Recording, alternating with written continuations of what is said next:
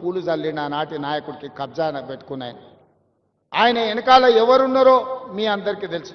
కానీ ఇవాళ లోకల్ ఎమ్మెల్యేగా మీరు సహకరించారు. విత్ ఇన్ 100 డేస్లో ఈరోజు బతుకమ్మ కుంట నిజమైంది, కళల సాకారమైంది. మా విమలక్క చెప్తుంది, మా తండ్రి గారు ఇక్కడనే ఉండి మేము ఎన్నోసార్లు కొట్లాడినామన్నా, మా జన్మలో ఇది ఇట్లా చూస్తామని నేను అనుకోలే. అందుకే నేను జిల్లాల కార్యక్రమాన్ని కూడా రద్దు చేసుకొని ఇక్కడికి వచ్చినాను. మీరందరు స్థానిక ప్రజాప్రతినిధులు సహకరించినందుకే నేను ఇది చేయగలిగిన. నేను ఒక్కరిని చేసే పని కాదు ఇది. మీరందరూ సహకరిస్తే నేను నిర్ణయం తీసుకోగలుగుతా. నేను ఒక టీం లీడర్గా మిమ్మల్ని అందరినీ లీడ్ చేయగలుగుతా. ఒక విజన్ గల ప్రజాప్రతినిధిగా హైదరాబాదు నగరం అంతర్జాతీయ నగరంగా తీర్చిదిద్దుతా. అదే క్రమంలో పేదలకు ఎట్లా మేలు చేయాలో మీరు సూచనలు ఇవ్వండి. పేదలకు అన్యాయం చేసే పని ఏది చెయ్యను. మీరు గుర్తుపెట్టుకోండి, అక్కడ హైటెక్ సిటీ దగ్గర ఎన్ కన్వెన్షన్ కూలిందంటారు. ఎవరు? నాగార్జున గారు, ఆగర్భ శ్రీమంతుడు, ఒక పెద్ద సినిమా స్టార్. కానీ అక్కడ తుమ్మిడికుంట అనే మొత్తం చెరువునే కబ్జా పెట్టుకుని, నాకు కూడా మంచి మిత్రుడు. మేము అడిగి చూసినాం. వారు కొంచెం వారికి ఉన్న పాత సావాసము, పాత మిత్రుల వల్ల కొంత ఆలోచన చేసింది. మా అధికారులు పోయి దాన్ని తొలగించింది. తర్వాత ఆయన్నే ముందుకు వచ్చి, సార్ ఇట్లాంటివి ఇంకా నాకు వద్దు వివాదాలు, నేను ప్రజలకు ఆదర్శంగా ఉండదలుచుకున్నా, ఈ చెరువు పునరుద్ధరణ కోసం 2 ఎకరాల భూమిని నేనే అప్పచెప్తా అని చెప్పి నాగార్జున గారు ఈరోజు ముందుకు వచ్చి ఈరోజు మనకు అప్పచెప్పాడు. అలాంటి సందర్భాలు వస్తే మేము అభినందిస్తాము.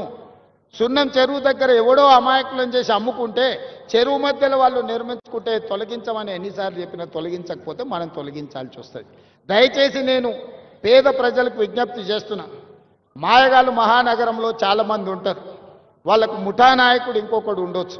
వాళ్ళందరూ కలిసి ఈ మహానగరంలో వివిధ ప్రాంతాల నుంచి వచ్చిన పేదల్ని మాయ చేసి ప్రభుత్వ స్థలాలను మీకు అమ్ముతే అగ్గోకి సగ్గోకి వస్తుందని తీసుకోకండి.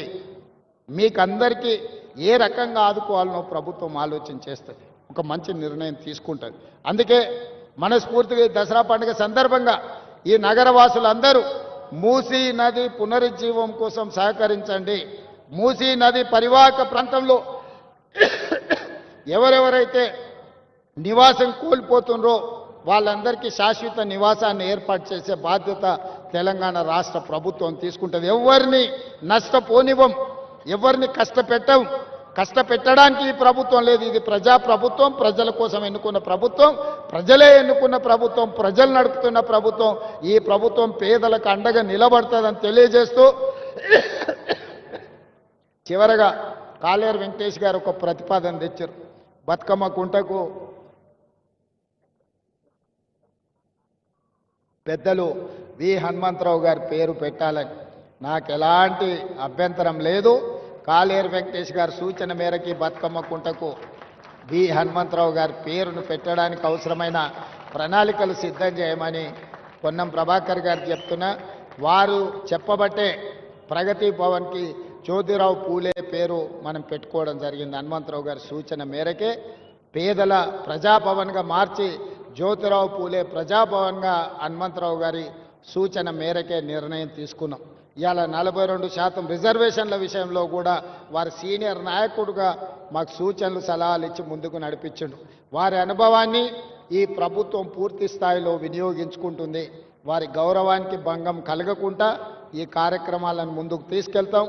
అంబర్పేటలో డాక్టర్ రోహిన్ రెడ్డి గారు ఈరోజు ఈ కార్యక్రమాన్ని సమన్వయం చేసి విజయవంతం చేసినందుకు రోహిన్ రెడ్డి గారి టీంను కూడా మనస్ఫూర్తిగా అభినందిస్తూ సెలవు తీసుకుంటున్న. ధన్యవాదాలు మిత్రులారా.